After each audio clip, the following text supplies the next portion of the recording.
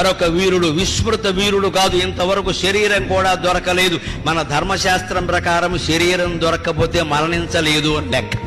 పురాణాల ప్రకారం, ధర్మశాస్త్రం ప్రకారం ఎన్ని వేల సంవత్సరాలైనా సరే మరణించిన వాడి శరీరం దొరక్కపోతే ఆయన శాశ్వతంగా జీవించి ఉన్నట్టే లెక్క. సుభాష్ చంద్రబోస్ శాశ్వతంగా జీవించినట్టు లెక్క.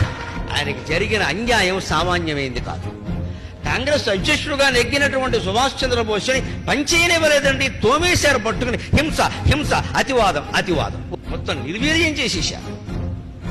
ఆయన మానసిక సంఘర్షణ, ఒక వీరుడుగా ఎంత బాధపడి ఉంటాడో మనం అర్థం చేసుకోవచ్చు. అందుకే దేశం విడిచిపెట్టి జపాన్ వాళ్ళని పట్టుకున్నాడు. నేను ఎక్కడి నుంచో వస్తాను, సైన్యం తీసుకుని వస్తాను. అలా వచ్చి కేవలం పిడికెడు మంది సైన్యంతో ముందు అండమాన్లో ప్రవేశించాడు. భారతీయ పతాక స్థాపన చేశాడు, జాతీయ గీతం పాడించాడు, వందే మాతరం నినాదం చేయించాడు సుభాష్ చంద్రబోస్. అటువంటి మహావీరుడే కనుక బతికి ఉండి అనంతర కాలంలో దేశానికి ప్రధానమంత్రి అయి ఉంటే దేశ భవిష్యత్తే మరొక విధంగా ఉండేది, మరొక విధంగా ఉండేది.